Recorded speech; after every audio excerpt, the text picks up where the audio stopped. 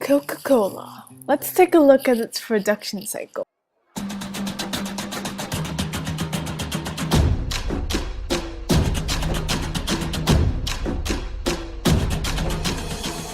First, extraction. The two main extraction is caffeine in Coke and aluminum from the can. Caffeine is extracted from coffee beans from coca trees, which are from countries Colombia, Peru, and Bolivia. And aluminum is extracted from an ore called bauxite, which is mainly from Jamaica and Guinea. Impact. The process of aluminum extraction requires large amount of electricity, water, and resources. This is because pure aluminum ore is very stable. Loud noises from process operation or while transporting raw materials and products can disturb animals or nearby people. Next, production. After the aluminum bauxite is mined, most of them is then shipped to the US for processing. The material will have to be refined in order for the aluminum in the bauxite to be formed. So the refining process produces a white powder called aluminum oxide. Electricity will zap it, separating aluminum from oxygen.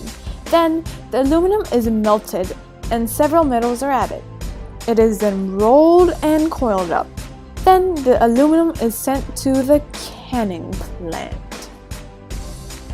Once the aluminum coils arrive at the canning plant, they are one by one loaded onto the uncoiler. Then, a cupping press machine cuts the aluminum and forms them into shallow cups. Several pieces of the iron rings are then put together, forming more of a cup shape. Cups are then trimmed to make edges equal. The product then proceeds to the printer where it gets labeled and decorated. Then the washer cleans the product and it goes into an oven to bake the paint or colors on the can. Next, the neck of the can is made narrow and the bottom of the can is reformed. Lastly, product gets checked and inspected, put in pallets, and then shipped off to bottling and canning plants all around the world. First, a concentrated beverage base and a liquid sweetener are combined to form the syrup from which the drink is made.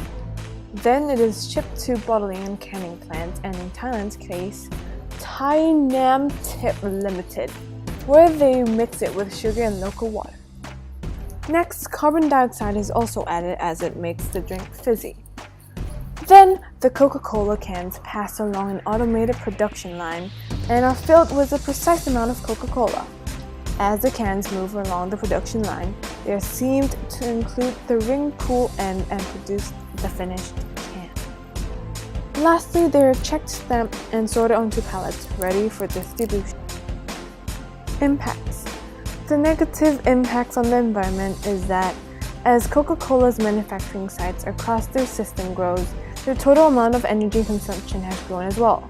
In 2004, their energy consumption was 54.6 billion megajoules, and in 2010, it increased to 58.8 billion megajoules. Positives. Since the sites are growing, people are also becoming more aware of this problem. They are globally trying to minimize and stabilize their emissions, and so their energy efficiency ratio, or the amount of energy used per liter of product, has improved. It was 0.45 megajoules per liter in 2010, leading to a 1% improvement since 2009 and an overall 14% improvement since 2004. Coca-Cola Company works more like a local franchise, even though it is one of the biggest distribution in the world. When they distribute the products, they go through business partnerships with almost 300 bottling partners worldwide.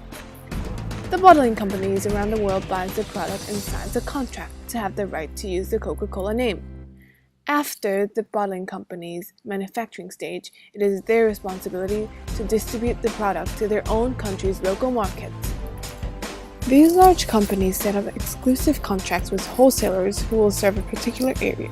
Those wholesalers sell the bottles to distributors who bring them to retailers who sell them to locals. There, they deliver it to various outlets where it can be available to consumers. Consumption stage. Where can Coca-Cola be consumed?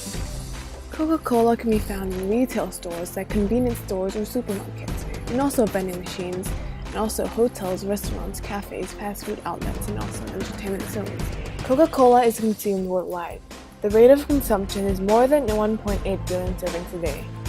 Impacts. The negative impacts on people is that The caffeine within Coca-Cola can be addictive and therefore can be unhealthy because of high sugar and calorie, increasing the rate of obesity and diabetes.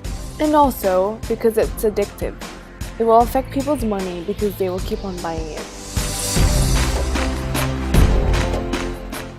Aluminum cans can be remanufactured into a variety of metal products, especially cans at a lower cost, because they consume 99% less energy than new aluminum.